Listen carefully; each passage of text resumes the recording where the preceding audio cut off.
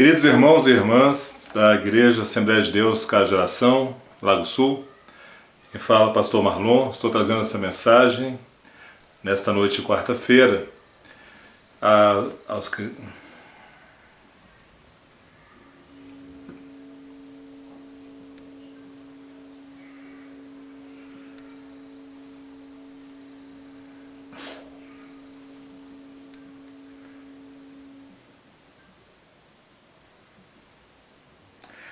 Queridos irmãos e irmãs, estou trazendo essa mensagem nessa quarta-feira, dia 10 de março, para os irmãos da Igreja Assembleia de Deus, Casa de Oração, do Lago Sul em Brasília, e as demais pessoas que estão ouvindo essa mensagem. Gostaria de ler o Evangelho de Lucas, capítulo 13, versículos de 1 a 5. Fala assim: Naquela mesma ocasião, chegando alguns, falavam a Jesus a respeito dos galileus, cujo sangue Pilatos misturara com o sacrifício que os mesmos realizavam. Ele, porém, lhes disse: Pensais que estes galileus eram mais pecadores do que todos os outros galileus, por terem padecido essas coisas? Não eram, eu vou lá afirmo. Se, porém, não vos arrependerdes, todos igualmente perecereis. Ou cuidais que aqueles 18 sobre os quais desabou a torre de Siloé e os matou, eram mais culpados que todos os outros habitantes de Jerusalém? Não eram, eu vos afirmo. Mas se não vos arrependerdes, todos igualmente perecereis. Queridos irmãos e irmãs, aqui Jesus nos traz duas narrativas. Uma que chegou aos seus ouvidos, trazida pelos judeus que o estavam acompanhando, sobre galileus que tinham ido a Jerusalém, ao templo, ofereceram sacrifício ao Senhor e haviam sido mortos por Pilatos, ou pelas forças policiais de Pilatos. Por isso que se diz que o seu sangue se misturou ao sangue de seus sacrifícios. Ora, era comum à época da Páscoa, principalmente, Pilatos, que era a autoridade romana daquela região, vistoriar os acontecimentos. Então, possivelmente, esses galileus eram pessoas que, ao trazerem ali seus sacrifícios, na época da Páscoa ou em outra referência festiva daquela época, tinham entrado em algum tipo de conflito com o poder romano e foram ali assassinados. Ora, galileus eram pessoas da região norte, da área onde morava Jesus. Jesus vinha da Galileia, de Nazaré. Então, quando aquelas pessoas trazem narrativas sobre galileus, possivelmente querem atacar ou querem provar a Jesus naquilo que lhe é caro, ou seja, na sua nacionalidade, na sua identidade ética. E Jesus então diz: olha, esses galileus que foram mortos por Pilatos não eram diferentes dos outros galileus, não eram mais pecadores que os outros galileus. Talvez eles quisessem lhe trazer para Jesus a seguinte pergunta: de que grupo de galileus você faz parte? Você faz parte do grupo de galileus que foram mortos por Pilatos, ou seja, por aqueles que de alguma forma causaram um conflito aqui nessa época festiva? Então Jesus diz àquelas pessoas: olha, esses galileus não eram diferentes dos outros, e se vocês não se arrependerem, vocês terão o mesmo fim. Ora, quem falou com Jesus ali não eram galileus, eram judeus, possivelmente da Judéia. E esses judeus, eles tinham um senso de superioridade em relação aos judeus que não eram de Jerusalém. Então o que Jesus diz a eles é: não se julguem superiores a esses galileus por eles serem do norte. Vocês aqui na capital, vocês aqui em Jerusalém, vocês que moram perto do templo, se não mudarem o seu procedimento, se não se arrependerem, igualmente perecerão. Jesus então complementa com outra história, quando ele fala: aqueles 18 que morreram na queda da torre de Siloé eram mais pecadores que os outros? Ora, esses que morreram na torre de Siloé não eram galileus, possivelmente, porque Siloé, a torre de Siloé, e lembrando aqui que mesmo a questão da morte dos galileus por Pilatos, quanto a questão da torre de Siloé que desabou, nenhuma dessas duas histórias tem uma referência fora dessa narrativa. Mas tudo indica que essa torre de Siloé era uma torre construída nos muros de Jerusalém, próximo a um aqueduto que estava sendo construído para levar mais água para Jerusalém, e Siloé era uma região onde era um charco, onde tinha um terreno instável, possivelmente um terreno um pouco alagadiço, e houve um acidente na construção dessa torre. um acidente de construção. Então a torre caiu sobre aquelas pessoas e aquelas pessoas morreram então de um acidente de construção. E Jesus diz então, você acha que essas pessoas que morreram nesse acidente, esses 18, eram mais pecadores do que os outros porque sofreram esse mal? De forma nenhuma, e completa. Se vocês também não se arrependerem, sofrerão o mesmo fim. Ora, o que Jesus pode nos trazer nessa passagem, irmãos? Primeiro, que nós não devemos tentar achar culpados nas tragédias que se caem sobre nós. É claro que muitas vezes, quando você tem um acidente aéreo, você tem um acidente automobilístico, ou você tem um acidente numa construção, ou você tem um outro tipo de evento que cause mortes, você pode sim reconstruir os eventos até uma causa. Mas aqui o que Jesus está tentando dizer àquelas pessoas é que eles não devem julgar mais culpados aqueles sobre o qual caem as desgraças, porque desgraças acontecerão. Assim como aquelas pessoas foram mortas por Pilatos à espada, outras pessoas foram mortas num acidente de construção. Um foi culposo, o outro foi doloso. Os dois estavam sob a autoridade de Pilatos. Muitas vezes, quando nós temos tragédias, como por exemplo a que ocorre hoje conosco, dessa pandemia que assola grande parte do mundo, em um primeiro momento nós podemos pensar como aqueles judeus. Ora, essa pandemia começou lá no Oriente. Será que vai chegar um dia aqui?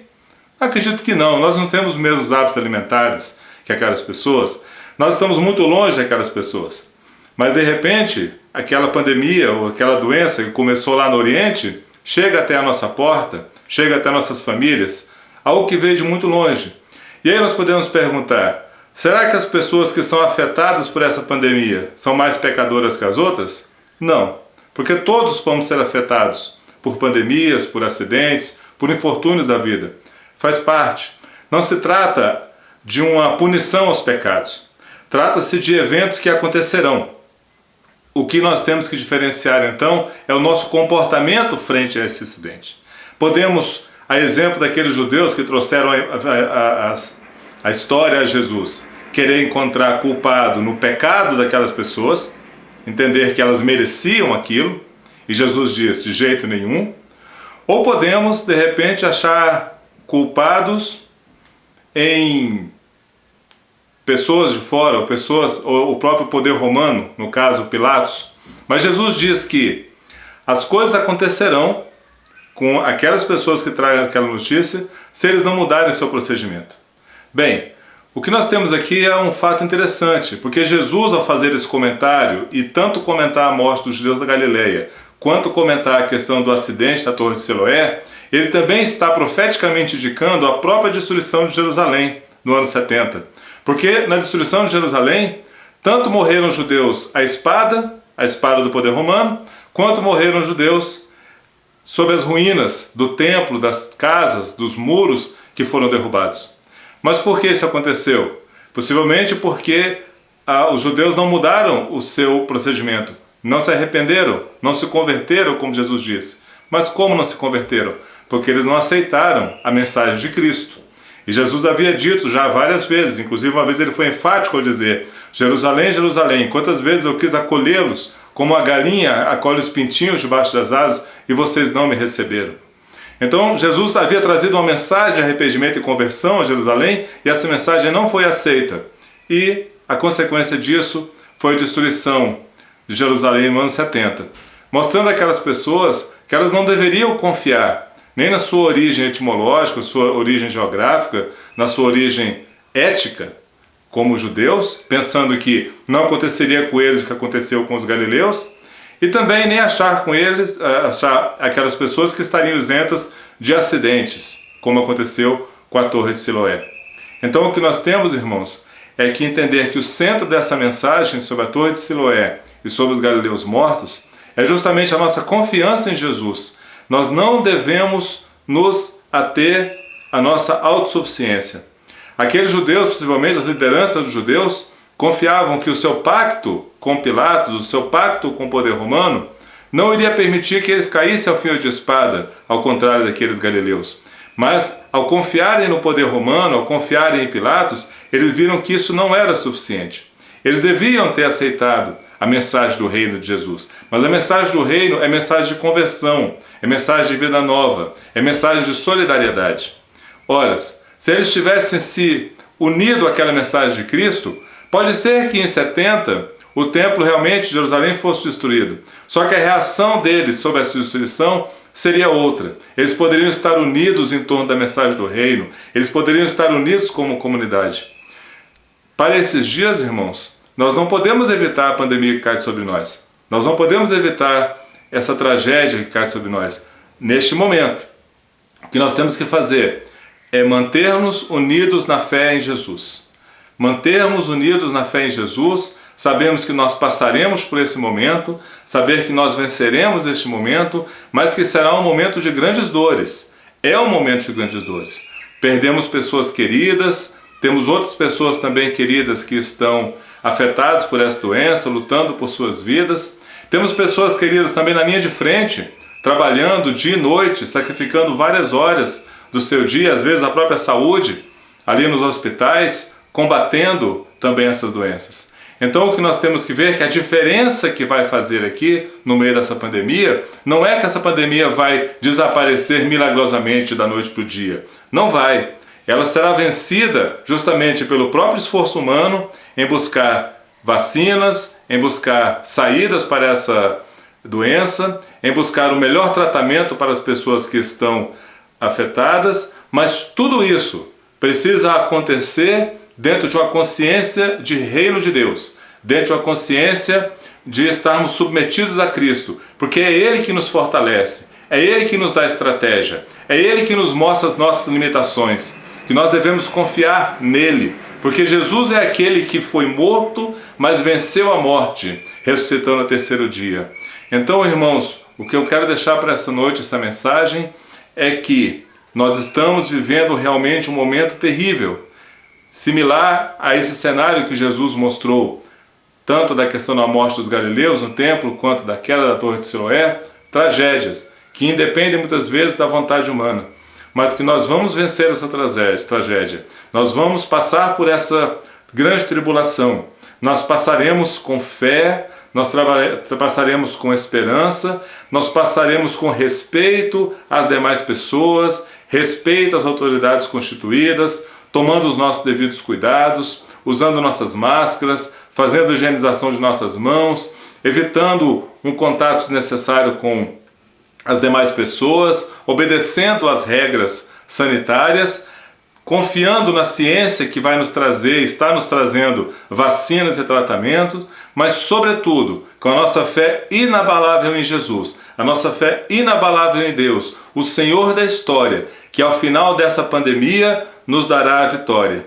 E para todas as famílias que neste momento estão precisando de um milagre, estão precisando da providência de vida, ou mesmo as famílias que já estão glorificando a Deus, porque Deus está fazendo a obra em suas vidas, nós vamos pedir sempre que o Espírito Santo os fortaleça.